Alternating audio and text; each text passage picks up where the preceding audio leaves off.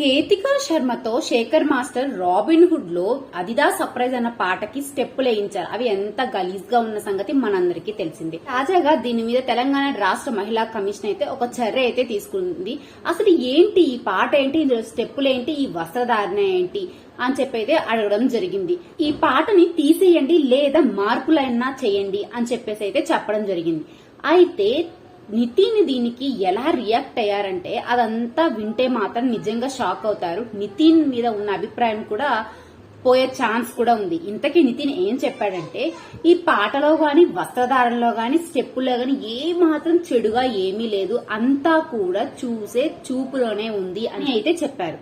అంటే వాళ్ళు కంపోజ్ చేసిన స్టెప్పులు గాని వస్త్రధారణ గాని ఇవేమీ కూడా తప్పు కాదంట. జనాలు చూసే చూపులోనే ఉంది మొత్తం తప్పు అని దాని ఉద్దేశం.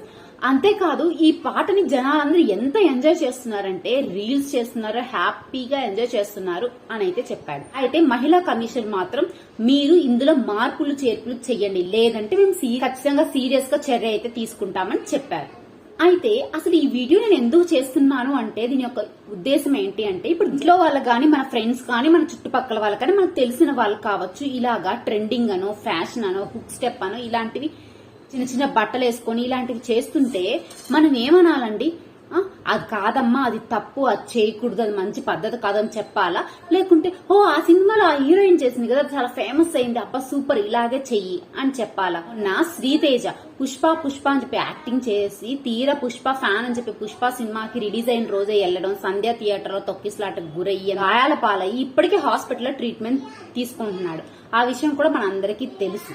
అంటే ఈ జనరేషన్ వాళ్ళు ప్రాక్టికల్ లైఫ్ కంటే ఎక్కువ మెకానికల్ లైఫ్ అయిపోయింది. పొద్దున్న లేసినప్పటి నుంచి స్మార్ట్ ఫోన్లు, స్మార్ట్ టీవీలు, ల్యాప్టాప్లు, ట్యాబ్లు అవి ఇవి అని చెప్పేసి మొత్తం ఫోన్లోనే వాళ్ళు వేసుకున్న బట్టలు అలాగే మనం వేసుకోవాలంటారు, వాళ్ళు మాట్లాడినట్టే మాట్లాడడం, వాళ్ళు చేసిన పనులు చేయడం అంతా కూడా ఈ మెకానికల్ లైఫ్ అయిపోయింది అనమాట.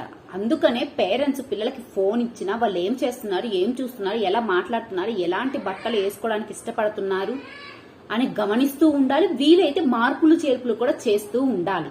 అంతా పక్కన పెట్టేస్తే అసలు ఈ శేఖర్ మాస్టర్ విషయానికి వస్తే ఆల్రెడీ నేనైతే వీడియో చేసి అయితే పోస్ట్ చేస్తున్నాను. ఇతను డాకు మహారాజులో కావచ్చు, మిస్టర్ బచ్చన్ లో, తాజాగా వచ్చిన రాబిన్ హుడ్ మూవీలో అయితే కొన్ని అసభ్యకరమైన స్టెప్పులు అయితే కంపోజ్ చేయడం అయితే జరిగింది. జనరల్ గా ఏంటంటే అండి చూసే వాళ్ళు ఉన్నప్పుడు ఎలాగైనా స్టెప్పులు వేస్తారు, ఎలాంటి బట్టలైనా వేసుకుంటారు, అది వేరే విషయము. భాష, తెలుగు పాట సాహిత్యం, సాహితీ సంస్కృతాలు అన్ని ఎట్టుపోతున్నాయండి. అన్ని బూడిదల పోసిన పన్నీర్ అయిపోతున్నాయి.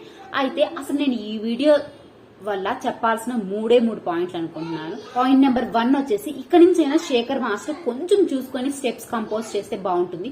పాయింట్ నెంబర్ 2 వచ్చేసి ఈ తెలంగాణ రాష్ట్ర మహిళా కమిషన్ అయితే ఎంతో కొంత యాక్షన్ తీసుకోవాల్సిన అవసరం ఉంది.